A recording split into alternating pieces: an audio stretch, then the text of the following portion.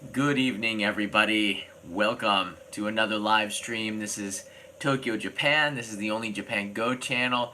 I am John. This is it. This is the show.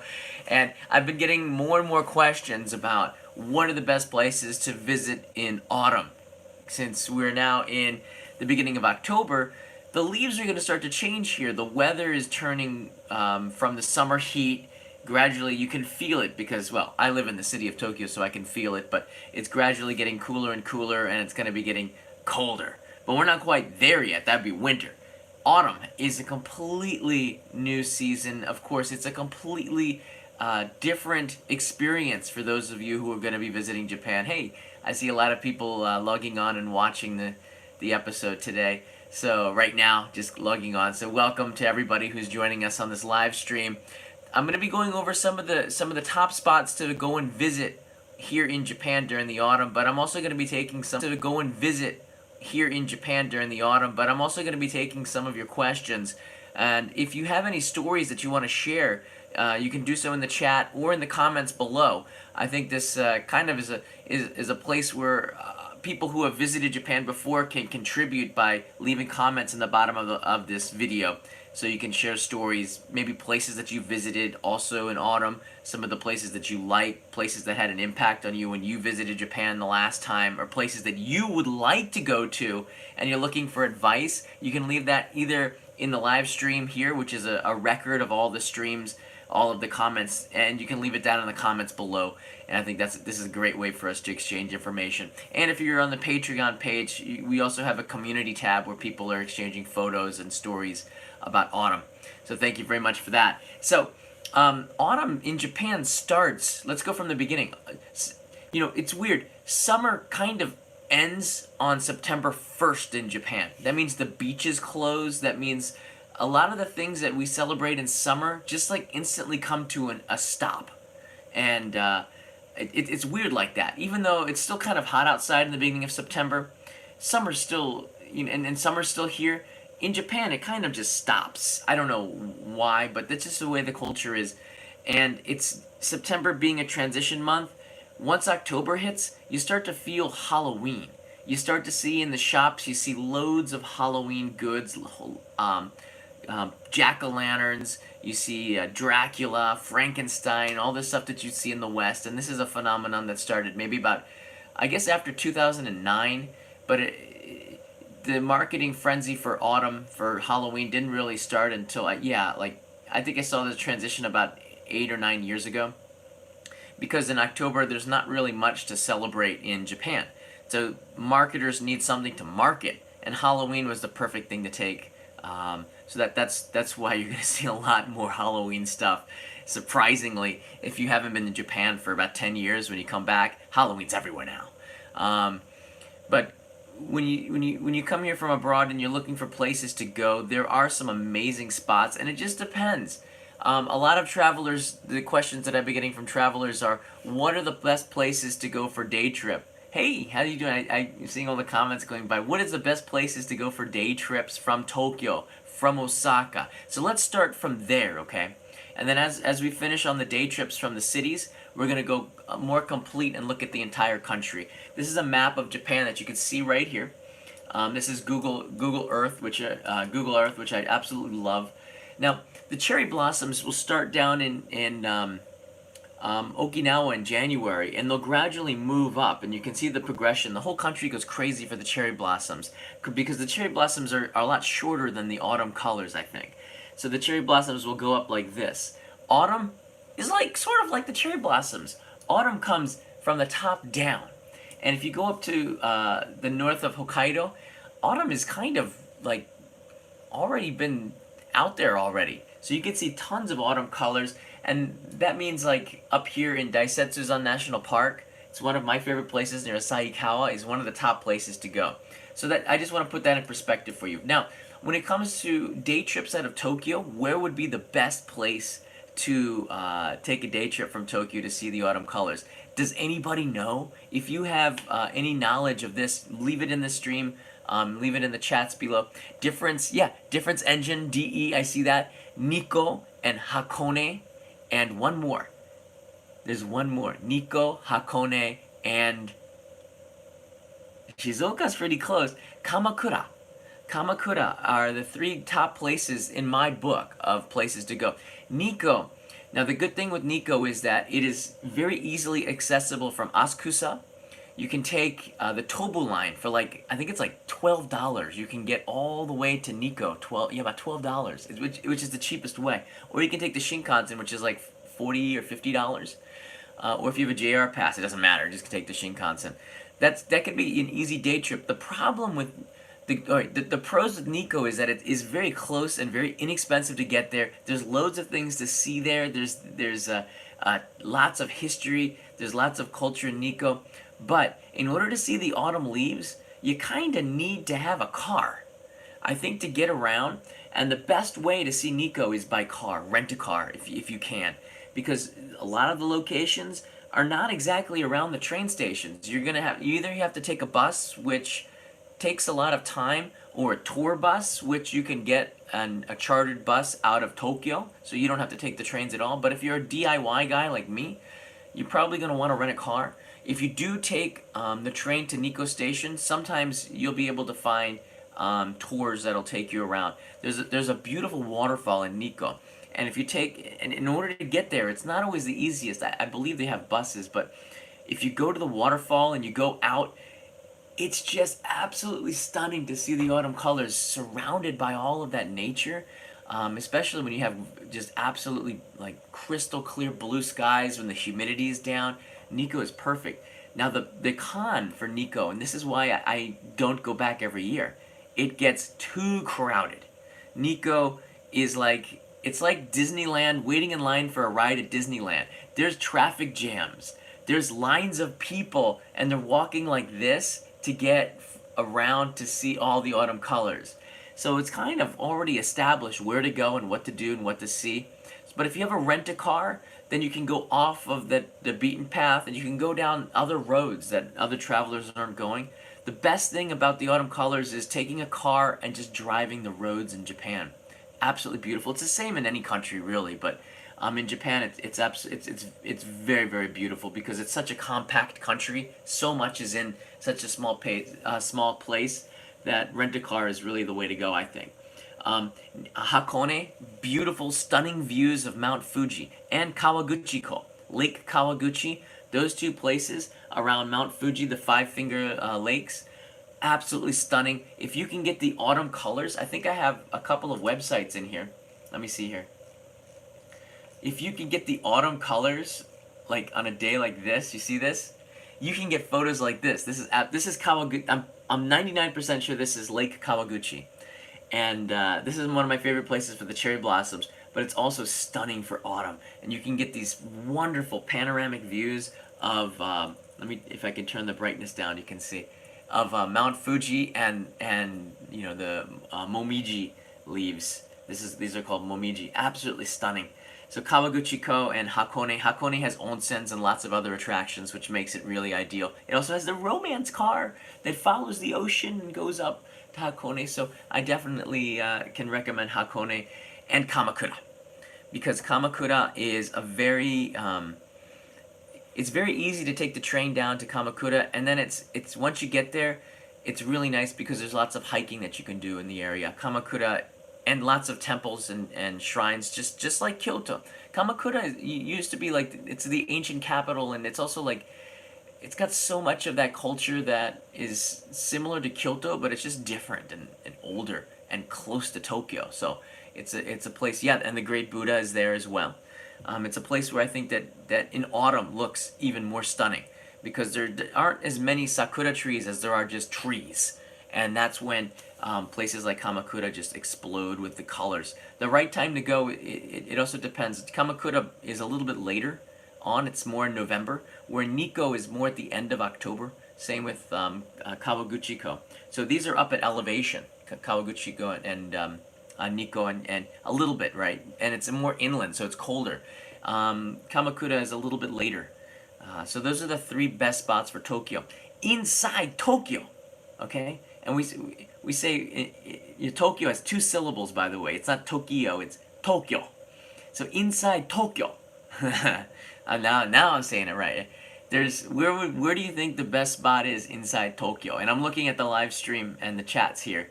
How far is Kamakura from Tokyo? It's about, yeah, that's a good question. You have to go past Yokohama, and it depends on which train you're taking. It can take about 45 minutes to an hour. It just depends on which train you're taking. Kamakura is not that far. Yeah, less than an hour. Caroline writes in less than an hour. Miki Miyazaki also writes in Okutama, and do not dismiss the places inside Tokyo. Actually, Miki, I'm just getting to that. So inside Tokyo, what would they? Okay, we got Meiji Shrine. Meiji Shrine is absolutely beautiful. Ueno, very beautiful. I haven't seen it yet. I haven't seen it. Oze is in Fukushima. It's not quite a day trip. I think it would be a little bit longer. Asakusa is a little bit, I don't know. It's okay in autumn. There's not enough trees, I think. Yoyogi Park is beautiful. Ueno Park is beautiful. But there's one park in particular. Let me see if I can pull it up on Google Earth.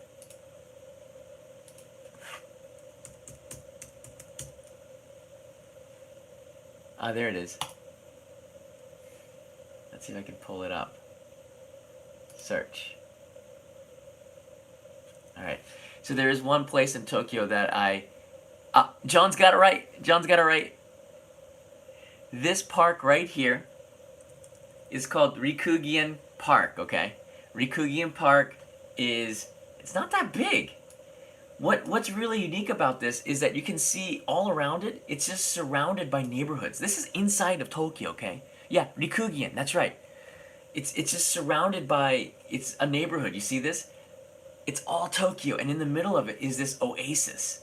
There's a beautiful, beautiful lake, and in the center of it, there's an island. It's a man-made island, I believe. Yeah, it's a man-made island.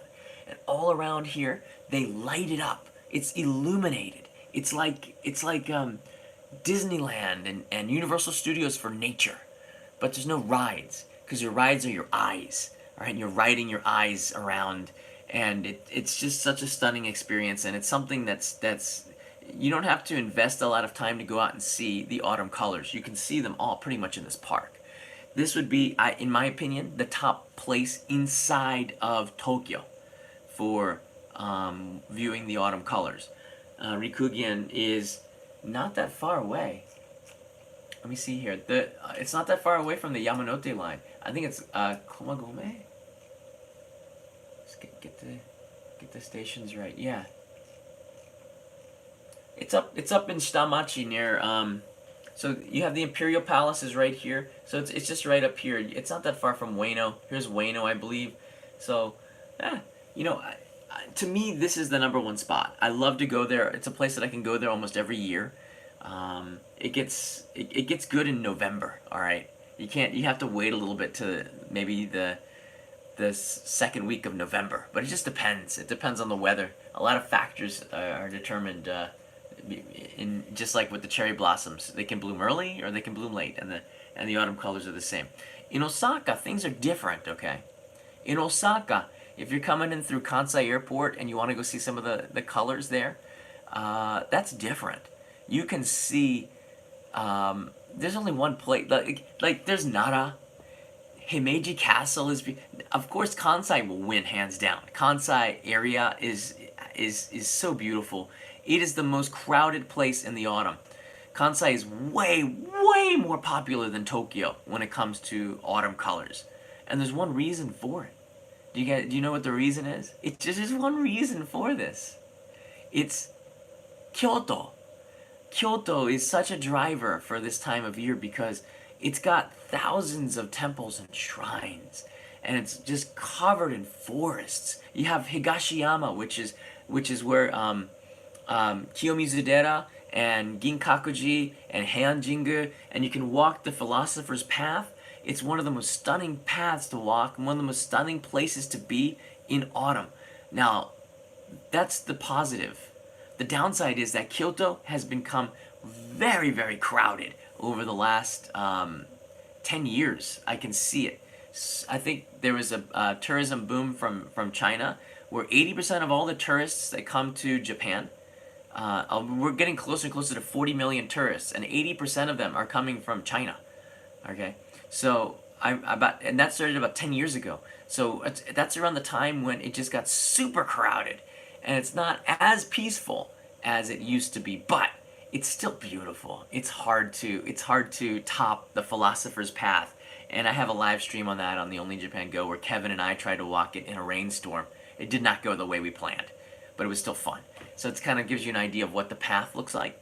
But the reason why the Philosopher's Path to me sticks out, and I'll get to Arashiyama, the Philosopher's Path sticks out is just because the path is, you can literally walk from Ginkakuji all the way to Kiyomizudera, and you're just under a canopy of colored trees, colored leaves. It's just stunning, and you have to get there at the right time, which is like I'd say the middle of November. Now, the thing is, this is about 5 years ago. I tried to book a Danish TV company was doing a location shoot in Kansai. They picked the worst time. Kansai's high season is autumn, especially in Kyoto. And they wanted to spend 2 nights there, and I'm like, oh, you just ordered something that is like impossible. 1 month in advance, I could not find a decent room in Kyoto to book, because it's all booked with domestic tourists, and whatever's left over, you know, people will fill it in, all the booking sites will fill it in, but it's just so crowded. The Philosopher's Path is my favorite. If you have a favorite, you can leave it in the live in the chat right now, or leave a comment below to let people know what is your favorite temple in Kyoto. There's just too many. If you're a big, I'm not a fan of Kinkakuji, the Golden Pavilion, but if you do go there, you'll be able to get shots with the Golden Pavilion and some colored leaves. That's really beautiful, but I honestly, you know, that's not my cup of tea. Kiyomizudera has gotten really crowded over the years, but that's more covered with trees and more beautiful. Ginkakuji, the Silver Pavilion, isn't as crowded, but that at this time of year is really packed.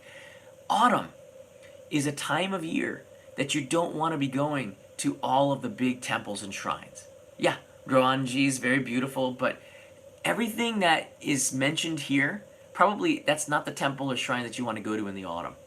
You want to go you want to go out to the mountains, out into the countryside, and visit the lesser known temples and shrines that are in your guidebook. You know, if you get a Lonely Planet, maybe there's some temples and shrines that only have like 2 sentences. Those are the ones that you want to go to in the autumn. Those are the ones which you have very rustic, old, probably not well maintained, but they have an awesome like personality to it, surrounded by so much color. And there's this chill to the air, you know, it's just this good feeling that you get walking around. You can smell the leaves, that autumn, slight decay of the leaves that have already fallen. And that's the Kyoto that I know. That's out there. So there's 2 Kyotos in my book. There's the Kyoto that everybody knows, the Philosopher's Path, Arashiyama. These are beautiful places. And then there's the outer circle. And that's where you're going to discover some of the most spectacular photographs that nobody's ever taken. We are so obsessed these days with Instagram and Facebook and trying to find and take the same picture that everybody else has taken. Nothing wrong with that. But if you want to find all of those sites that nobody has seen or nobody's taken a picture of, you want to go out to the outer ring. And Jingoji is my favorite temple in Kyoto, and that's like an hour by bus from Kyoto Station. I think there's a direct bus that goes there. It's like you start leaving the city, and then you just keep leaving, and you have to hike. You have to hike a little bit to get there, but it's such a beautiful place in the autumn, and it's off the beaten path. It's sort of on the fringe, right? But there's not that many people out there, Jingoji. And I used to camp. You could camp along the river there. It's such that to me is the real Kyoto experience. It's not just all the ones where all the tourist starts out there. Nara is stunning. Nara is so awesome in the fall because you have, once again, a lot of hiking trails. You can follow deer. And this is the other thing, right? You have the deer all around you, but you can follow the deer out into the trails, and you can be surrounded by nature. If you're in Kansai, though, and you want to go more than a day trip, then you can go out to Wakayama. Kevin Riley, a good friend of mine, he does a channel called Kuma's Kitchen. Kevin Riley loves to go hiking out there in Wakayama into the mountains, and if you have any questions, you can contact him about Kansai. He's my go-to connection to Kansai. All right, I wish he'd do more Kansai-oriented videos on his channel, but he does a cooking channel, which is really good. But he knows all these beautiful spots, and they're all like in the mountains in Wakayama, where there are temples, loads and loads of ancient temples in the mountains and hills there, surrounded by beautiful colors, and no tourists know about it. And that's the kind of place I think that you should be looking for. You should be looking for solitude, I think, a little bit. You try to get away from the crowds. Maybe you spend a day there, and then you want to go hiking and get out there and just really surround yourself with the nature and get those pictures of solitude. Because in Japan, that's kind of, my wife was telling me, Kanai, in autumn, it's like a time where people want to relax in autumn. Summer is so crazy, it's so crowded, people are on vacation, doing things, you're being active, and in autumn, you just kind of want to relax and chill. And that means getting off of the beaten path and trying to find places that are like that. And Wakayama is one of those places. That's it's in Kansai. It's very easily accessible from Osaka, but it takes more than a day trip, Some of them can be done in a day, but it takes, usually you want to spend the night in a cabin or an Airbnb or something out there. Those are really beautiful places. A lot of other people are going to say like Takayama in Gifu. Again, these are all on the tourist circuit, not as touristy as Osaka and Kyoto and Tokyo, but they're still on the tourist circuit. Takayama is beautiful, but try going out into Nagano, try going out into Niigata, like Toyama, try to go out into, if you go into Kanazawa, try to go to Ishikawa's like countryside, or Fukui's countryside, out on the Sea of Japan. This is probably the late October. Super beautiful places to see. I remember because I hitchhiked there the other way in 2003, and I was just obsessed with the Japanese seaside. And we say the Nihonkai side of Japan in autumn is just so beautiful, and it's one of those places that does not get tourists. Yeah, Akita Prefecture. Now we're talking, okay? Now that we've discussed some day trips from Tokyo and Kansai, and we have not mentioned them all. Once again, I highly recommend that you look back into the chat and you look back into the comments to get suggestions from people. If you really want to get deep into autumn in Japan, and to me, autumn means more than just the leaves. Autumn means the food. Yeah, autumn means the food. It took me 20 minutes into this live stream to even start on the food. The food in autumn is incredible. Like, it's the biggest flavor. Of course, you've got pumpkin. Pumpkin is very highly influenced from Halloween, and we've been getting more and more pumpkin, kabocha, we say in Japanese. We've been getting more and more kabocha-like foods for autumn, especially until August 31st. But we get maron. Maron is French for kuri. Kuri means chestnut. So you'll get a lot of maron. I guess for pastries and stuff and sweets, they'll use maron, which is chestnuts. And there's tons of chestnut desserts, and they're so good. They'll put them in cake, in pies, in bread, in everything. Soups. You'll see it on rice. In rice. I've seen in ramen. I've seen that as a topping for ramen. Chestnuts are everywhere. You can get them roasted on the street as well, or if you're hiking in the mountains, you can get a bag of them roasted, because Japan has tons of chestnuts called kuri in Japanese, Kuri, if you're doing it in Romaji or English, or you could say maron, Marron, which I believe comes from French, but in Japanese they use that for katakana also to mean chestnuts. So I believe it's the same thing. Membran, you'll get the membran, which is the chestnuts mixed in with sugar, and it's put on top of cakes. It's so good. That's fall. You also have sweet potatoes, yaki imo. You have satsuma imo. Like, all of the potatoes start coming out. So you have potato cheesecake, potato pie. You'll have potato. Just last week I had a purple potato milkshake at McDonald's, a Beni Imo potato milkshake. So there's lots of these purple potatoes. So the purple color starts coming out in autumn. In America, I associated autumn with like Halloween colors, with orange and black and brown. And in Japan, we also associate purple with autumn, because purple is the color of the potatoes. beni imo potatoes, and you get these potato desserts. And for me, purple is something brown and purple associated with autumn, as well as the harvest moon. So you'll get lots of um, foods. That was last month, I guess, up until this month. It depends when the harvest moon is, but you'll get lots of foods that are autumn based with that as well, like eggs because it looks like the moon, or the chestnut will be in the middle because it represents the harvest moon, because the harvest moon is important to Japan for the harvest season, because rice is a very important crop in Japan. It's like the staple of Japanese diet, so it's a big deal around here. Yeah, I'm getting hungry too. I'm talking myself up. You're gonna see maron, sweet potato, pumpkin, all over every convenience store in Japan, in pastry shops, on menus. You're gonna see it in everything in this time of year. The second thing you're gonna see is mushrooms. Mushrooms are everywhere in the fall. You're gonna see matsutake is the most popular one. Matsutake is, a lot of it is imported from Canada, believe it or not. It's super expensive. It's like the truffle of Japan. It's like a super expensive mushroom that I don't think is very special.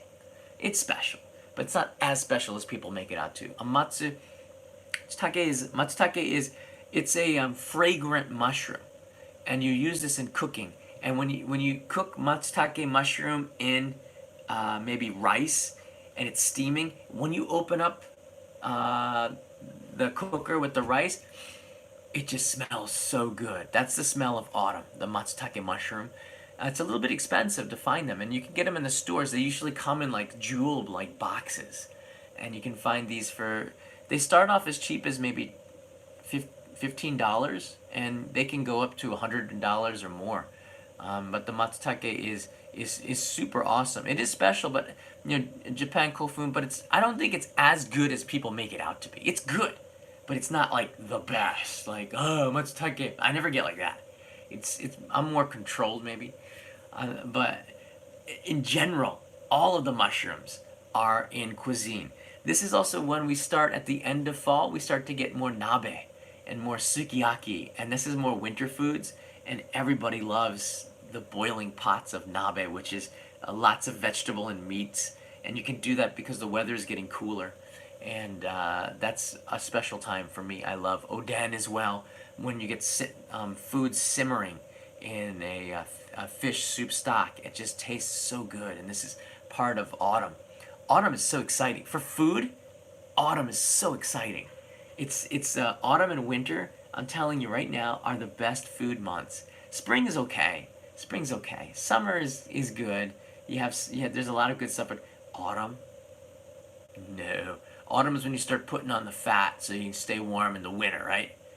Autumn's a time where you just eat and you binge until you explode because there's so much good food out there.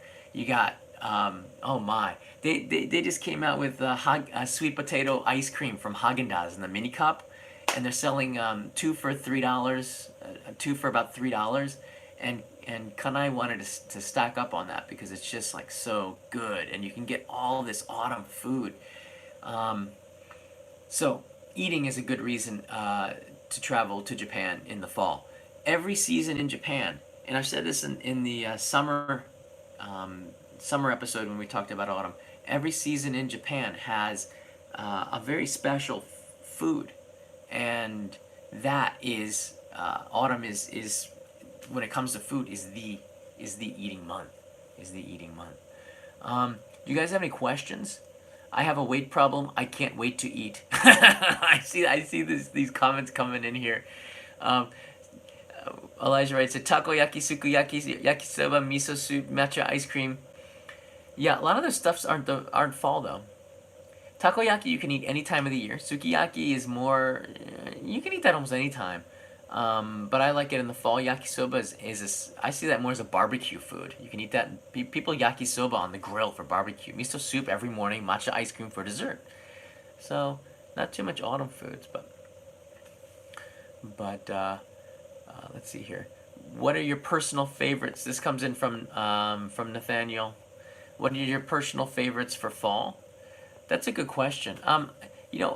For me, I think rikugien, It's just a place I like to walk around with. If I don't have a lot of time in the fall sometimes because I'm editing. But that's a place where I'll try to make a stop once to just walk around and kind of feel fall. If you can't get out of the city, that's the best place to go. Aziz writes in here, "Hey John, loving the recent influx of live streams. Keep up the great work. Gonna visit Japan in November." Hey, that's the best. That's a good month. So I'm loving the advice. Good, that's a great month. And I missed a super chat that came in before, and I'll answer that in the comments. I'll pin it to the top. Okay, I apologize for that. I was just wrapping on in the beginning, but now I'm taking more of your questions. Last year I spent, and I would love it if you guys go back and look at this. Last year I spent autumn, November, in Fukushima Prefecture. Not in the zone that you know.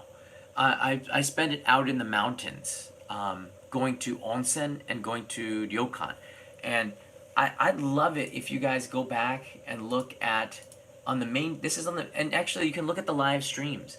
If you go back. Back into the archives, right here. This is one of my favorite videos that I did that isn't even in the top 20, which is crazy. But we're sitting in baths here, and the view is absolutely stunning. Like, you're outside in nature, surrounded by... Let's see if I can get some shots. Oh, and it actually snowed in November, which is crazy. Oh, here's some drone shots. These are drone shots. It was snowing in November, which is absolutely, like, crazy. Well, while the colors were... But it's so beautiful.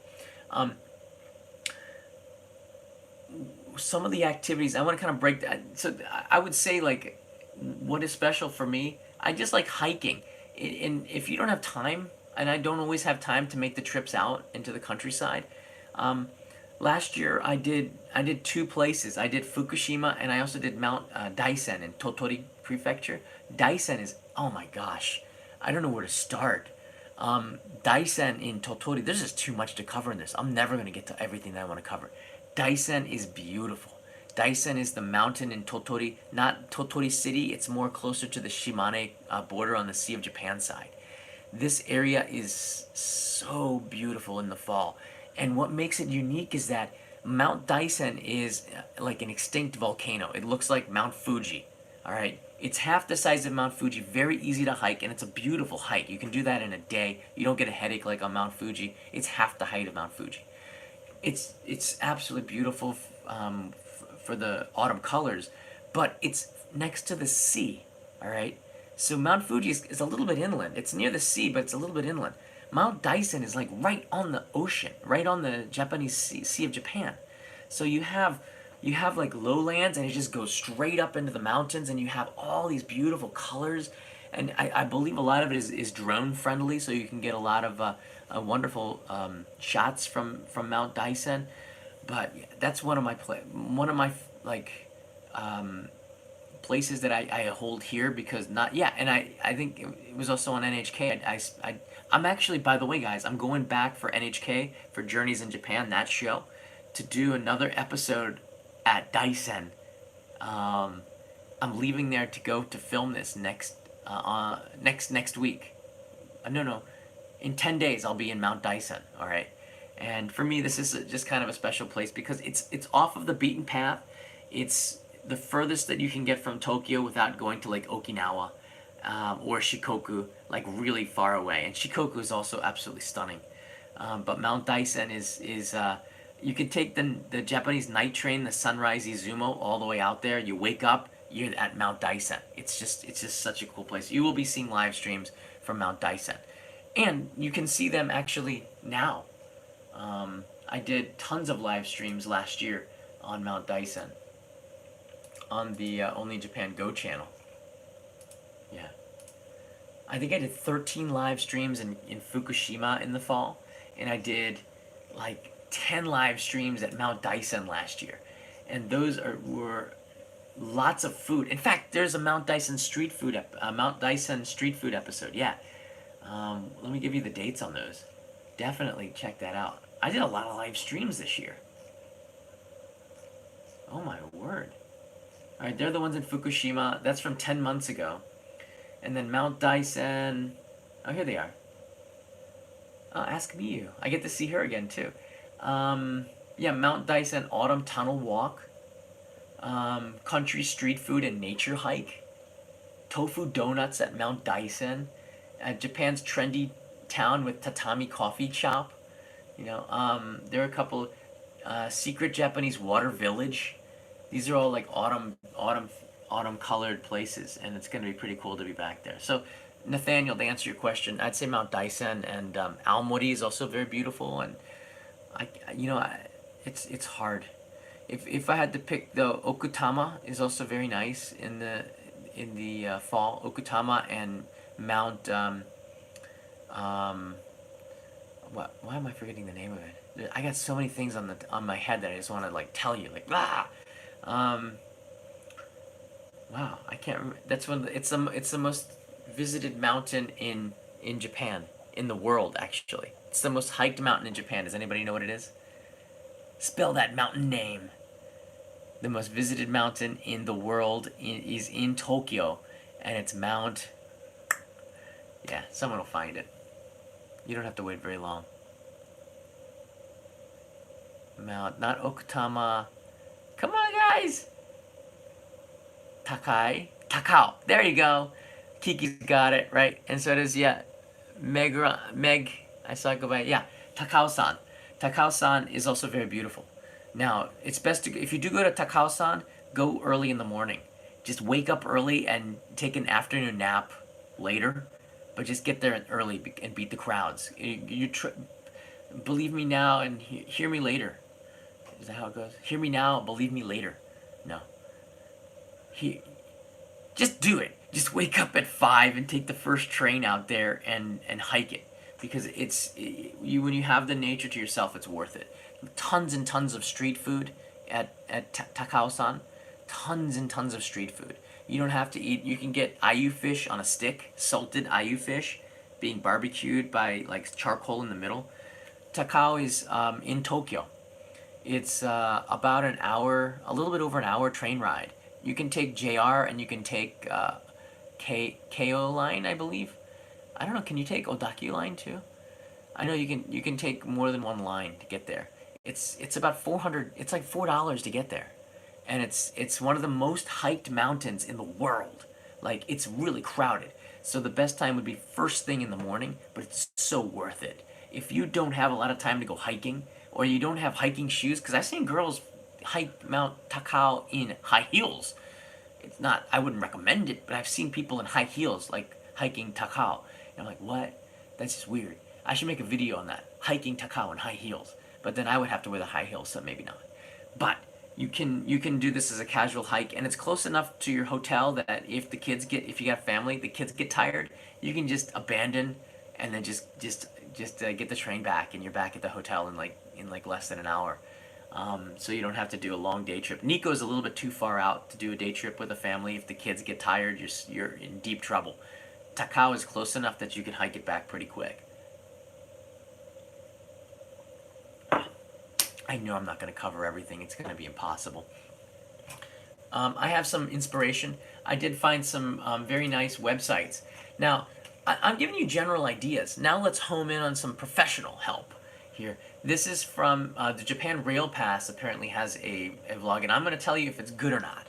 I'm going to give it a thumbs up or a thumbs down. Most of them are going to be thumbs up. I'll tell you right now.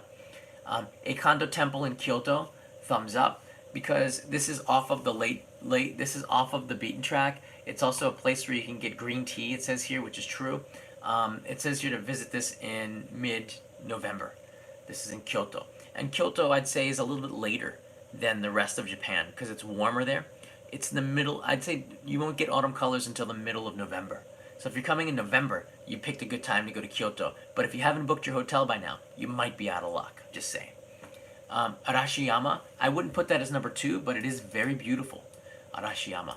I put that, it's in the top 10, but I wouldn't put that number 2. Kyoto's going to be, like, half of the best spots in Japan are going to be in Kyoto. Tofukuji Temple. Yeah, Tofukuji Temple is beautiful. Tons and tons of, I've been there before. And yeah, there's the bridge there. Tsutenkyo is absolutely stunning. And again, this is mid-November, so far I'm on course with this. Ah, Icho Namiki. Yeah, this is called it's Ginkgo Avenue. Ginkgo Avenue, and it's near Meiji Jingu in Gai Park. This is so beautiful too. It's a place I guess if you are in Tokyo, you don't want to miss this Ginkgo Avenue. Okay. Uh, yeah, that's not too far from Harajuku and Meiji Shrine. You can walk there, but it's gonna be crowded. Just to put it out there. I wouldn't put that at number 4 though. Come on, Ueno Park is not number 5. I don't know. I don't know. I don't agree with the numbering. Rikugian or Rikugi Park is number 6. I'd put that way much higher than that's way above Ueno Park. Ose National Park in Fukushima, I totally agree with that. And the great thing about Ose Park is that if you are in Japan right now, Ose National Park is one of the best hikes. And if you go on a weekday, don't go on a weekend because there'll be a lot of Japanese on holiday hiking it too. But Ose is so beautiful, and this is the time right now to be at Ose. It's prime for autumn viewing. You're going to have amazing shots. If you want to see what it's like, go to Instagram and hashtag Ose, okay, OZE. Hashtag Ose National Park or Ose Park or Ose, and you'll see some like pictures right now of what it looks like. It's stunning. It's stunning. Number 8 is Mount Nasudake in Fukushima. Again, like Fukushima, I want to put that area. Don't go near there. But if you go in the other side, it's no different than being down in Tokyo. You know, it's just kind of, it just has the name Fukushima. I wish, when, I don't want to go too much on this, but when the meltdown and all those problems happened in 2011, I wish they just used the name of the town and not the name of the entire state. It's like saying if there was like a problem in Albany, New York, it's like saying the entire state of New York is bad. All right. So something happened in Fukushima in this town. They're saying that the whole state is bad, and I just can't agree with that. There's a lot of beautiful places, and Nasudake Mount Nasudake they call it, and Nasu Yumoto Onsen, stunning. Right now, Fukushima is like very beautiful. This is number 1, and this site puts it at number 9. Okay, I don't know if it's number 1. This is the top 3. Daisetsuzan National Park or Daisetsuzan Kokuritsu. This is in Hokkaido. This is absolutely not this picture here, but this is just so beautiful. This is pristine nature. Daisetsuzan. It's absolutely stunning, and I've been there in 2003 when I did my first hitchhiking trip, and I was just surrounded by nature with almost no people, and yeah, you had that autumn smell. And onsens galore. It's just Hokkaido should not be underestimated in fall, and you won't, because the winters are so hard. Enjoy the fall, and it's right now. Again, Daisetsuzan's right now. It's mid-September to late October. It's just beautiful. And then 10, this site puts the 5 Fuji Lakes up as number 10. I'm just going to say Kawaguchiko. Just go to Kawaguchiko. Let's just pick one. Go to Kawaguchiko. This is maybe, it starts maybe in 2 weeks from now. Kawaguchiko, you're going to get this picture. Right. How do I bring it? Can I bring it bigger? You're going to get this picture of Mount Fuji with the beautiful... If you go on a day that's clear, and as when you get closer to winter, you can get better views of Mount Fuji because the air is clear, the humidity is down.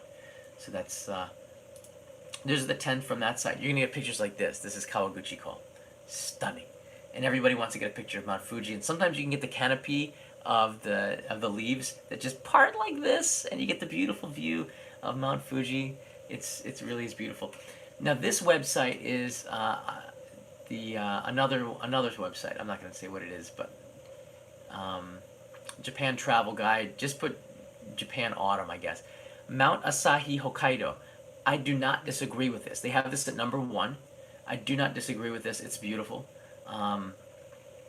That's way up there too in Hokkaido. This is in Daisetsuzan, but this is part of Daisetsuzan National Park. It's a volcanic area, so it kind of looks like Mount Fuji. There's not another peak around it. It's a beautiful natural place to go. Um, Oirase Stream in Aomori. Oirase is a place, and this is all right. Tohoku. I said do not underestimate Hokkaido. Do not underestimate Tohoku.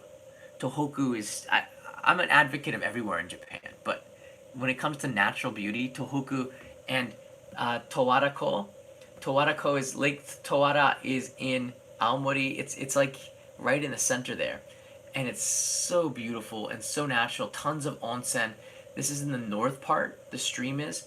The stream is going to be full of tourists though, because it's close enough that you can get bus tours going in there to admire the scene. But they do a pretty good job of protecting it. It's a really popular hiking destination. That's what it says here. It's very popular. So lots of hikers. You wanna bundle up when you go out there. Aomori's a little bit cooler, but the best time is next week. It'll start. The autumn colors in Tohoku will start around the end of next week, especially in the mountains. Yamadera. Oh, now we're getting somewhere. This place is fascinating any time of the year.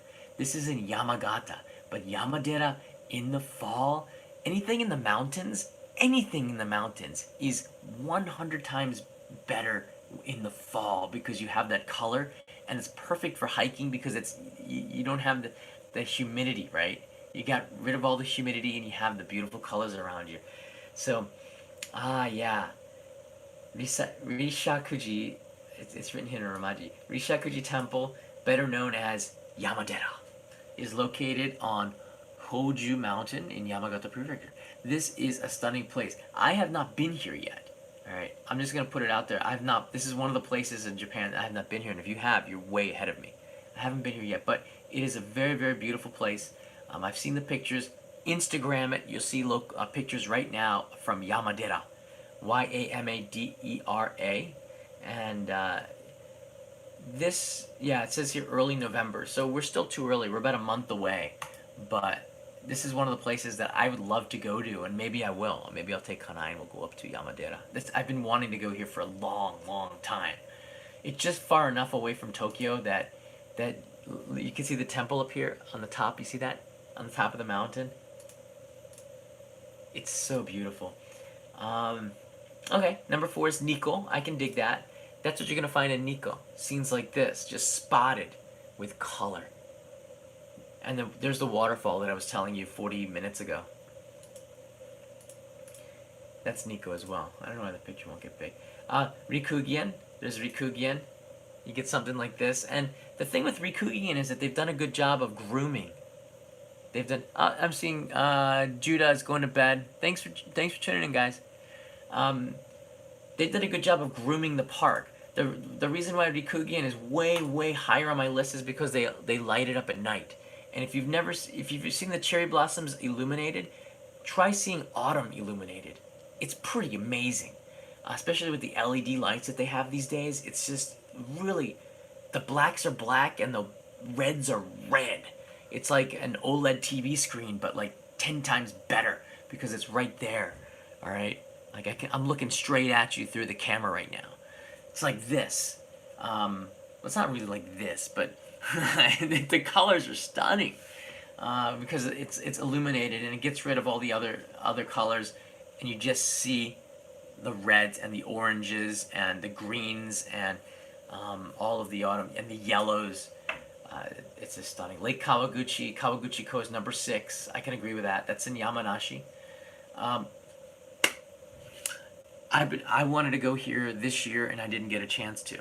Kurobe Dam and Kurobe Gorge in Toyama is absolutely stunning.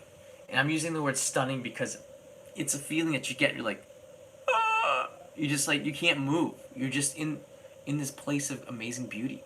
I get that at places like this. Kurobe is not on enough people's radars. Okay? Kurobe should be on everybody's radar. And right now, I know this past weekend, there were so many people hiking the Kurobe Dam area, the Kurobe Gorge, because of the colors here. It says here that the best time is late October. It's still a little bit too early, just a little bit too early. I'd say in 2 weeks from now, it'll be starting to really like fireworks. Okay, it looks like this. It's gonna start to look like this in about 2 weeks time, and it goes on till early November. Yeah, Kurobe should be on everybody's radar. Oh, oh, that's interesting. That's a good choice. Seiruji is in Shiga. Seiruji is Tokugen in Shiga Prefecture. This is not not known to a lot of Westerners, but this is the hottest, the best, most popular Zen garden, maybe in Japan. It's especially in autumn, and you can see. I wish I could bring this bigger. I brought this website up because I can't get it to go bigger. Oh, there we go. Okay. Do you see up here? So you can sit down here, all right? But look at, you see this beautiful tree up here? The leaves start to fall, and it makes a carpet of just red, beautiful leaves. So it looks like red water in front of you. I have not been here. I have not been here, but I've heard about it, and it's on my radar. I hope it's on yours. Okay, Tofukuji Temple in Kyoto, yeah, once again. Lots of people in the autumn, but, you know, it's always like this every year. This is the #1 destination for autumn colors. This is on the path of, this is on the philosopher's path, believe it or not. This is, I'd say, is it about halfway? Yeah, this is about halfway from Ginkakuji to Kiyomizudera on the philosopher's path. It's right here in the middle. And yeah, if you're walking the path, you can just go in here for a little bit, take some pictures, and you just keep on going. It is very popular.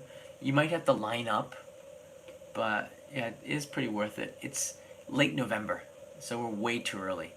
Yes! Don't forget in Kanazawa, Kenrokuen. Kenrokuen, I was there for the hitchhiking trip last year, is very beautiful. That Kenrokuen is one of Japan's 3 top gardens, and this is really good in the fall in the Sea of Japan side. I have a picture on this bridge. I'm going to put that on Instagram, I think. But you know what? It doesn't have any autumn colors, but I think I'm going to just do it anyways. Yeah. So those are the stunning places to go to. They did not mention Kyushu, much in Kyushu, and they did not mention much in Shikoku. And yeah, I see. Hey, Zehan, your timing was just perfect. You just popped up. Kyushu and Shikoku should get some more love, as well as probably Sado Island. Wow. Down in Kyushu, I saw tons and tons of places, but, you know, the best place... See, a lot of them are... Autumn in Japan is associated with hiking as well. And you probably want to go to Aso, which is in Oita, between Oita and Kumamoto. You're probably going to get the best autumn colors there around Aso. And hiking that area... Kyushu's got so many onsen, though. I can't see it not being a popular spot. I'm going to go down this year to, and Miyazaki too, yeah. Miyazaki that is seen more as like, Miyazaki is the place where the Japanese baseball teams do spring training. It's got like a tropical feel to it, but it's also got a pretty good autumn vibe to it, but it's like end of November, all right? We're talking like winter everywhere else. They're getting the autumn in Miyazaki. But Oita Prefecture, north of Miyazaki, I'm going to be going there for the fall. So you're going to see some live streams from Oita. So we're going to see firsthand next month what it's like to be down in Kyushu in the autumn. So I'm going to answer that directly, okay? I'm just going to do that directly. Another place is Shikoku. And I cannot stress enough that, like, if you have the time, the reason why it doesn't get on people's lists a lot, let me see here. Ara Chunikuchon. Thanks for the videos. You taught me a lot. You're very welcome. Thanks for that. You taught me how to almost say your name. And I'm going to go back to the questions in a second. I just want to address Shikoku. The coasts around Shikoku, I don't think are that special. Dogo Onsen is special. Dogo Onsen is in Matsuyama. That's pretty good. And Takamatsu also has a park that's really beautiful in the center of Takamatsu, and there are places and in Matsuyama, also Matsuyama Castle is also very beautiful. Osaka Castle is also beautiful. Osaka Castle around there, the autumn colors are beautiful as well, and you get pictures of Osaka Castle. So I guess it's going to be in like middle to late November for Osaka Castle, but you're going to get some beautiful shots there too. But let's stick to Shikoku. The problem with Shikoku is that around the coasts, it's just limited to a few areas, and then you have to go inland to really get into the nature. It's more than a day trip from anybody. The best way to get to Shikoku is to get a cheap flight from Narita. You can go Jetstar to Takamatsu.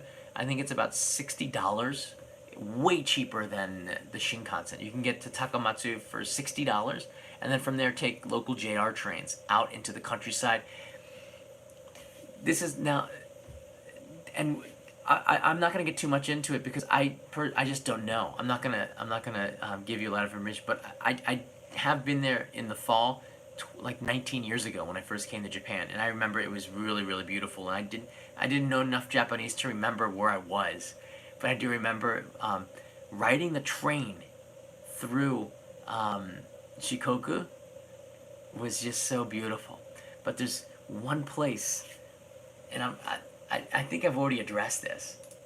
Now things are coming back to me from 20 years of living here. Like I can close my eyes now and start by talking about this, start like seeing flashes of when I was doing something called the Seishun Jihachi Kippu.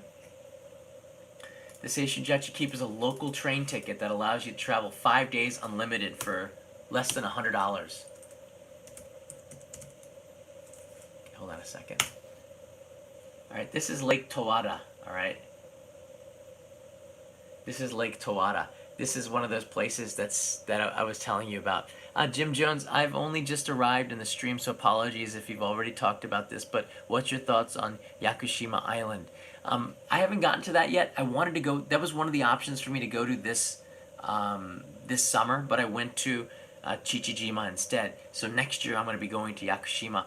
It's a beautiful place. If you can go there, that's an awesome place for autumn. It's off the beaten track because it's more than a day trip. It's more than a 2-day trip. I think Yakushima is like a 3 to 5 day trip. You have to go down there and invest some time. But if you can and you have the resources to go down there and you can find a mountain hut or a place to stay, do it. It's good. I'm going to save that for another stream. I appreciate you bringing that up. Lake Towada. We touched on this a little bit before. This is also addressed to Caroline and a lot of people who come to Japan every year and are looking for places to go to.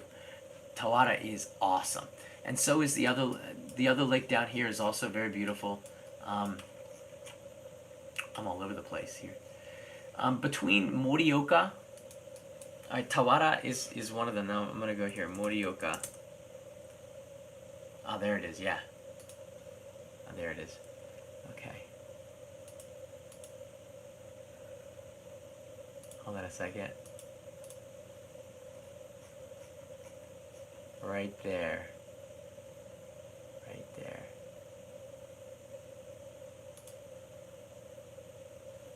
Let me see if I can get this to come up. And that's not the picture. This area here, I'm just gonna explain it to you. I don't want to waste your time. I took the train in this area of Tohoku. Okay, this area of Tohoku. Here you have the Shinkansen. This is from Tokyo to Aomori. Okay, you have the Shinkansen. All right. This area here, towards the Sea of Japan, there's no Shinkansen. All right. You have to take local trains. This is why I'm doing my evil supervillain. Like, this is where you're going to get steam engine trains, all right? We're talking like old school steam engine trains or really old electric trains. There's a lot of electric trains, but I had some ones where they just didn't have any electric setup, and they were still using steam. And I believe it was up here near Lake Towada, going to Odate. And also the trains between Morioka and Akita going up into this area. Oh my word. It was beautiful. And every single like 5 minutes I was just in awe because the train would go over a bridge and then all around you you'd be in a tunnel and then you'd exit the tunnel and then and it just opens up and you're in the middle of a fireworks show. And it's one of these steam engines where you feel the train and you cannot help but feel so many emotions going through you. You don't want the train trip to end. Seriously, you can buy some food or snacks and buy like, make sure you bring a bottle of water or tea or something, and you just chug along and let the nature come to you, right? Forget going to the nature. The nature comes to you when you're on the train, right? It's just passing you by the window.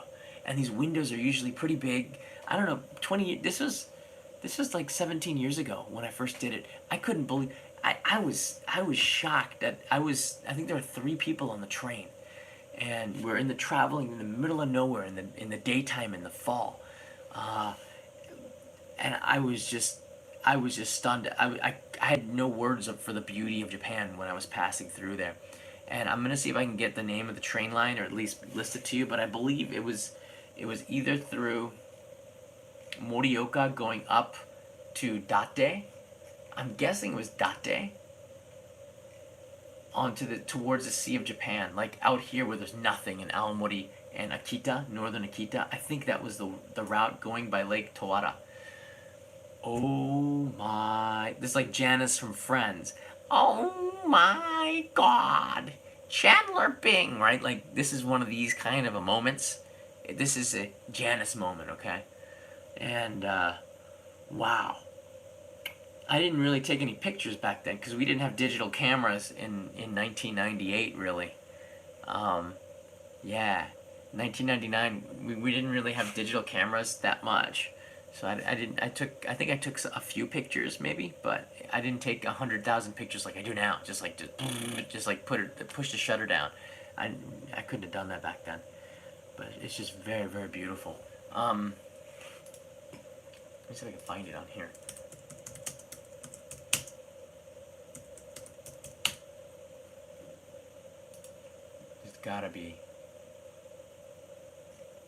There's gotta be some images. Yeah, like these old steam trains. They're called Kisha. Oh man, check that out. Like stuff like that. Yeah, there we go. This is Japan. Well, these are special trains. The Sagano Scenic Railway, something like this. Well, that's a special one. But mostly up there in Tohoku, you'll find train lines that...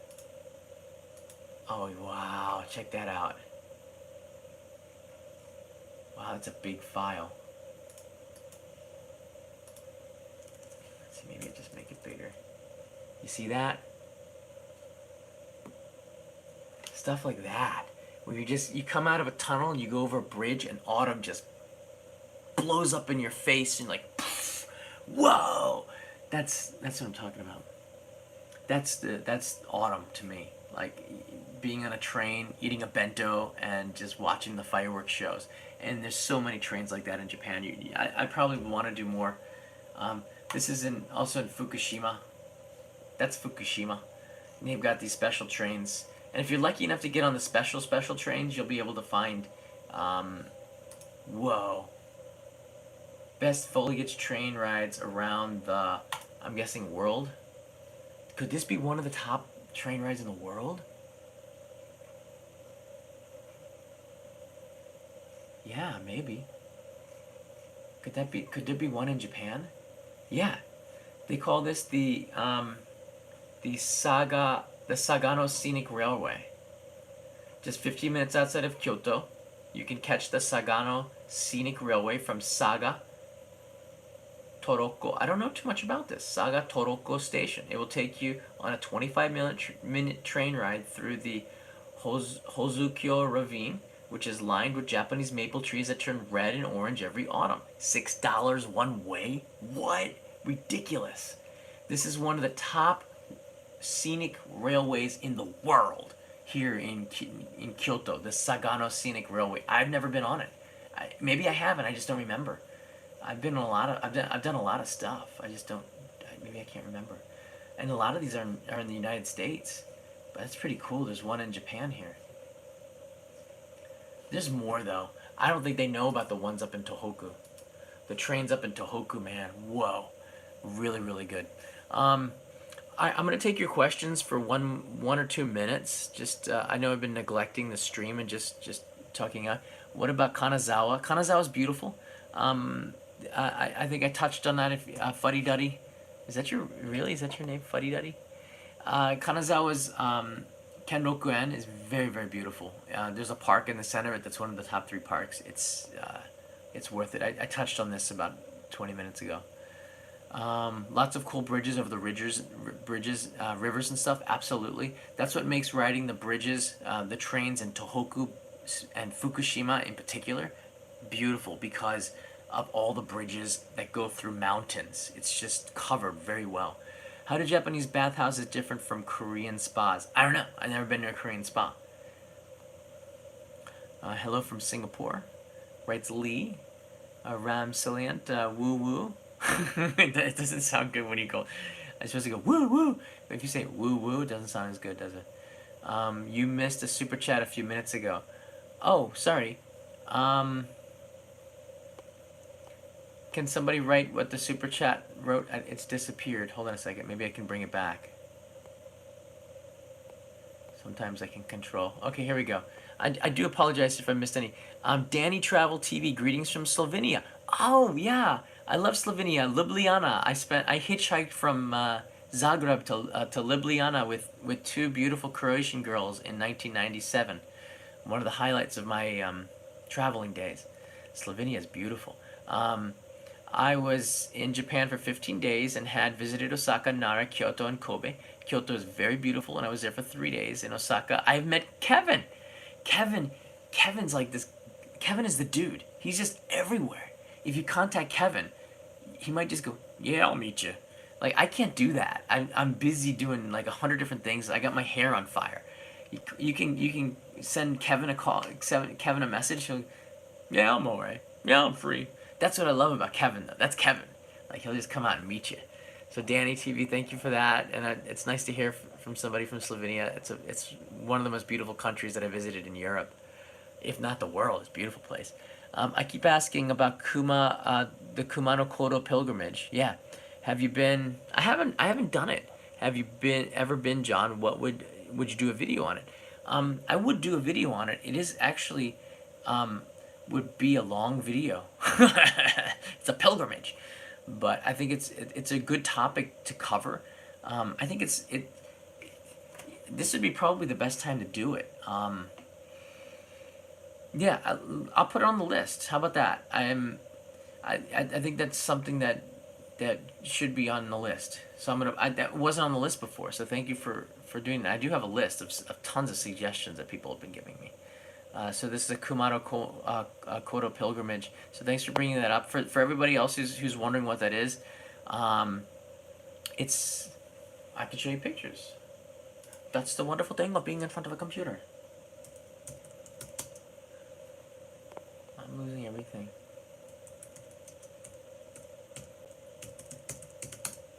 Dun, dun, dun, dun, dun, dun, dun. Okay, here we go. Wow. This looks very much like Dyson. I haven't done this. I have not done this.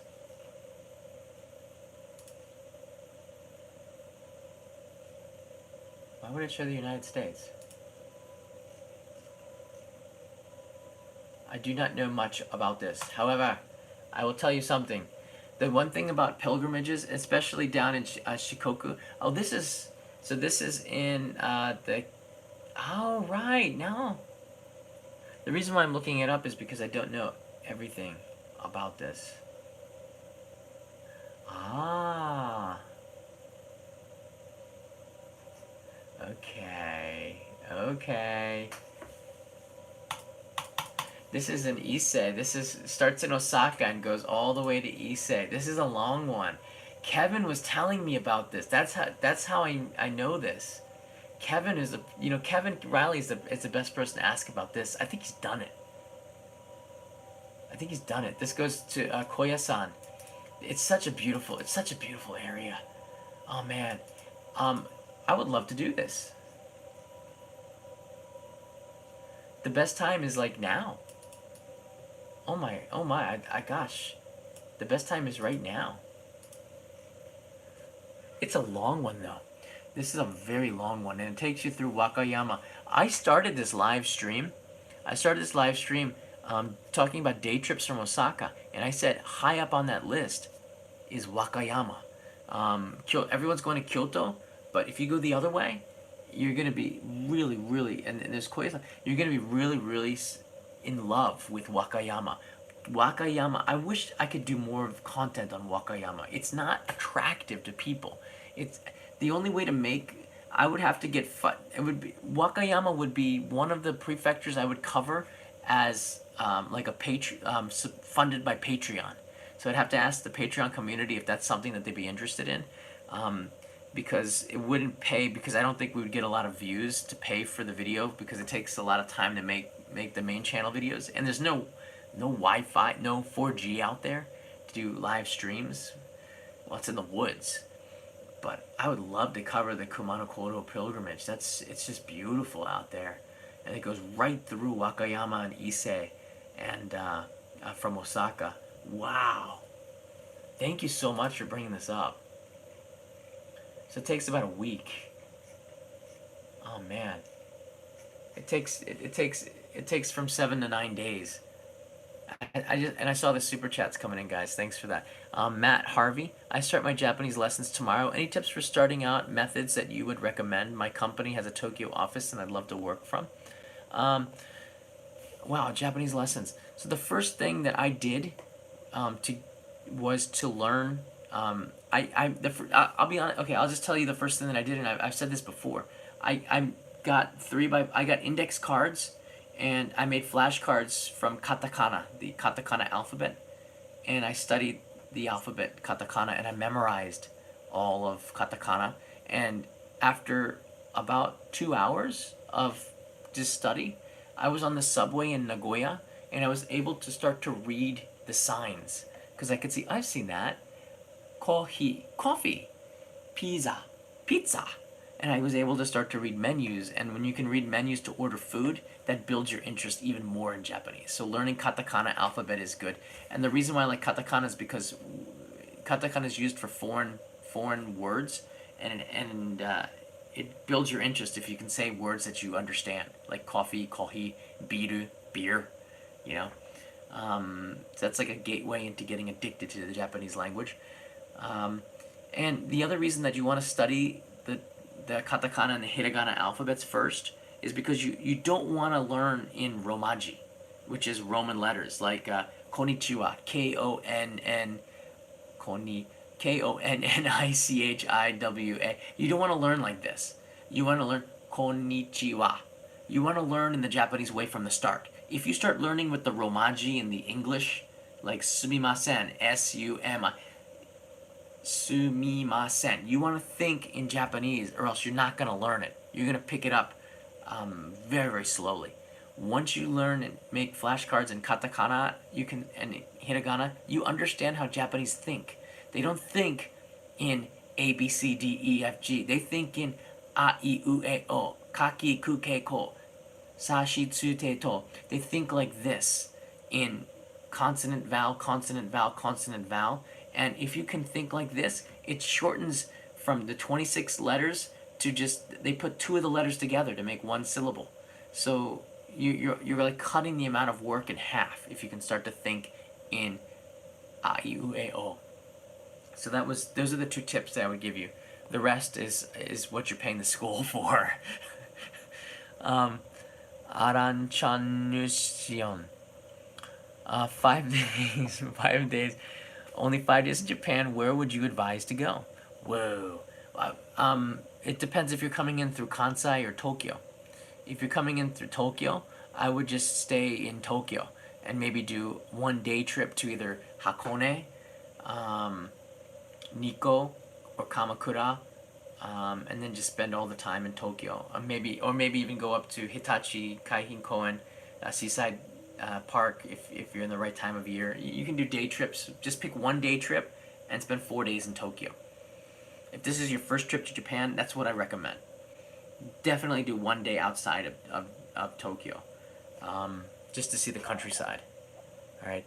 If you're going down to Kansai, I would spend, I'd spend maybe 1 night in Osaka, 2 nights and 1 night in. Kansai's harder. I don't know. I would spend 2 nights in Osaka with a day trip to Himeji Castle. And if you do Himeji Castle fast, stop off in Kobe on the way back, or stop off at the bridge, Akashi Kaikyo Hashi. The bridge is pretty beautiful. Then you can the next day just spend the whole day in Osaka, and then either spend a night in Nara or spend two nights in Kyoto. And if you can fit in 1 night at a ryokan. If you want to do an onsen, you can go to Arima Onsen, which is beautiful, and that's not too far from Kobe. I mean, it's hard to give travel advice because everybody's different, you know. But those would be my recommendations. Renee Marino, thank you very much, Renee. I appreciate that. I'm gonna be putting that to good use tomorrow. Tomorrow I'll be in Tsukiji, making a video down there. Let's see here. Colin, don't get any form of Japanese dialects to help you unless you speak perfect Japanese and live in the place that speaks the dialect. You know, regional dialects, the young people don't speak it as much as the older people, but it's not really as useful. Learning just the standard Tokyo dialect is pretty good because most of the TV is in that, and since TV came out after World War II, like it's really standardized all of the dialects. So just learning standard Japanese, you'll be understood everywhere. I won a contest on Peter's channel. He mailed me a gachapon. Oh, good for you. I do that for some of the people on Patreon. Renee, you're very welcome. Renee, thank you. Do you think autumn in 2019 will be too busy? No. You know, Barb the Wire, autumn in 2019 is going to be the same as autumn in 2018. I don't see it being any different. Just because the Olympics are coming, I don't know. Do you get, Japan, you know, the Olympics are coming in 2020. Let's go to Japan in 2019. No one's really thinking like that. The reason why Japan is getting a boom in tourism is because of the advertising, and the advertising started last year, and people were planning the trips, and I don't think 2019 is going to be more like way more busier than 2018 this year. I think 2020 will be busier. I don't think 2019 is going to be like way busy. So if you're coming in 2019, you should be good. 2021, it's hard to see. It's hard to see. How about a 5 day in central Tokyo? Where would you go? If you get 5 days in central Tokyo, you can do it all, pretty much. You know, you can do it all. Where can't you go? That's the question. You know, where can't you go? If you had 5 days in Tokyo, try to hit Takao-san. Takao-san is kind of a neat place, especially in the fall. John, how frequently do you feel earthquakes where you are? We had one recently. Not that often. You know, earthquakes, I think if you're not used to it, it can be pretty stressful for your first time. But I'm used to them. I don't get freaked out when I know if it's a big one almost right away. I can tell from the beginning if it's going to be big or small. I know if this is one I should fear or one I should just, and go back to sleep. Well, we usually once every 2 weeks I'll feel one. Let's see here. I'm from Algeria. Whoa, you're out there. Rugby in Tokyo. The Rugby World Cup is going to be starting next year, and that's going to be... I think this is going to help the tourism numbers, but that's more at the end of 2019. The problem with the Rugby World Cup is it's not a lot of people know that it's going to be here in Japan because it's overshadowed very much by the Olympics. But the Rugby World Cup will be a significant event for Japan and will highlight how prepared Japan is for 2020. The great thing about the Rugby World Cup that I like, it's not centered in Tokyo. The Rugby World Cup is all over the country. One of the most prominent sites is up in Iwate. I think, I'm going to talk more about the Rugby World Cup a little bit later on, but I like the fact that the Rugby World Cup has sites in places all over the country and gives you it's a pretty neat chance to highlight places off the beaten track. So I kind of dig the fact that the Rugby World Cup's here. I'm more excited right now than the Rugby World Cup than the Olympics, to be honest with you, because that's coming up faster and it's all over the country. But it's just hard not to focus on 2020. Which is better, ANA or JAL? I don't know. They're about the same to me. I like JAL, but ANA is okay too. I like JAL because I tried to work with ANA to get to make videos with them, and they're just really, really like old Japanese company mentality, I thought. And they're very hard to work with, JAL, or ANA. I didn't try JAL, but I got a little bit tired of ANA because they have so many middlemen in that company that just make you feel tired. So I gave up on ANA. But I'll still fly them. But business-wise, I'm not really into ANA anymore. Any more questions? Which place in Japan is the best to live in? Oh, I don't know. For me, I can only give you my opinion. And my opinion, I'd probably say Hiroshima, because it has very good weather, it has delicious food, friendly people, everything is in one spot, the city is manageable, you can walk across it, beautiful sea, it's safer than other places because it's sheltered by the sea. There's a lot of stuff it's got the Shinkansen, there's a lot of stuff to like about Hiroshima. And I used to live there. I lived there for 2 years in a place called Yokogawa. So I do like Hiroshima. It was a very easy place to live, I thought. I liked my time there. Have you been to Kawasaki and Fukuoka? No. Could you please give me a shout out? No. Do you ever crave American junk food? No. Or culture? No. I live wherever I am is where my home is. So I'm cool in any country. I don't really miss the U.S. that much, but I've been here for 20 years. I miss wherever I am is home, and I look at the positives of what I have in front of me, and not look at what I don't have.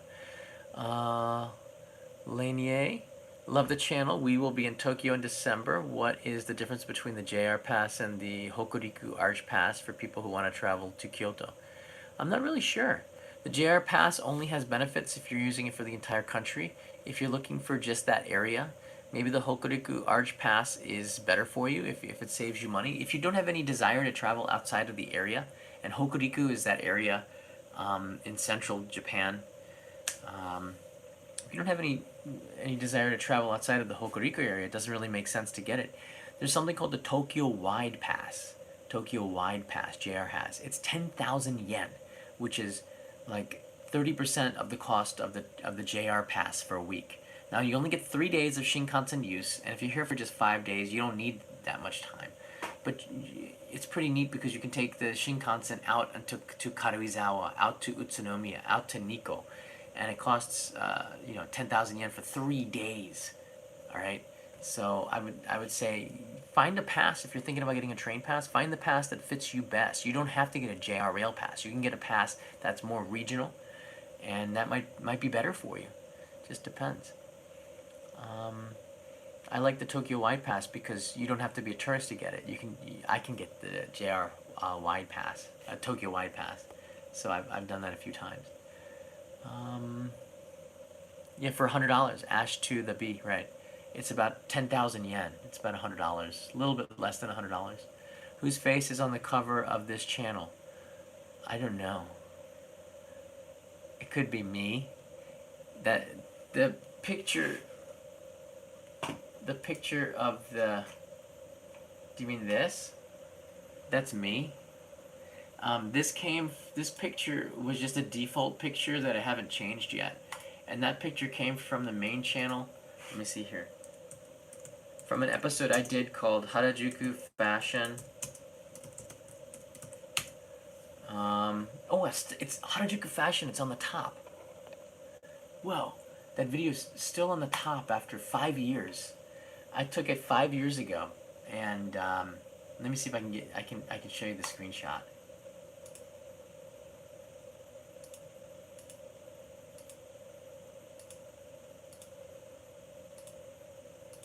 Oh, here we go.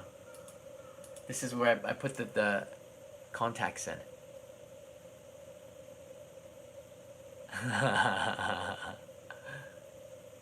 So this is a screenshot on the Only Japan Go channel from the Harajuku Fashion Show from 5 years ago. This is the 13th episode I ever did.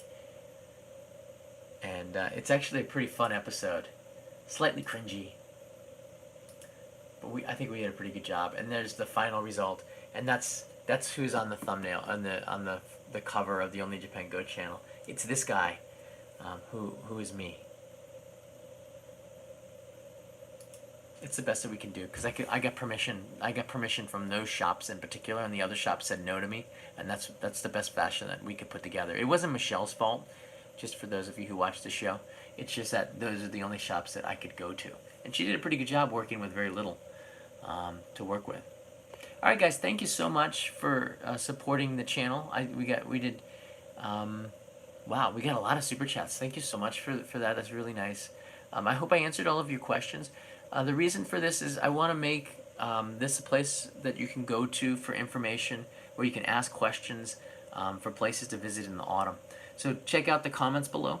Check out the live stream. As the stream is moving, there's going to be a lot of people who are writing suggestions. I think that's going to be an awesome way to learn from this. So you don't have to just listen to me. You can read the feed that's going by. And you can also check out the comments below. And if you want to check out the Patreon's community page, we have a lot of people that are adding their pictures from their trips. So you can interact with people who've already done it. I'd say more than half of the people supporting Only in Japan, my travel for this channel, they've been to Japan before and they're thinking of coming again. And a lot of them will share the pictures on the community page, which is pretty cool.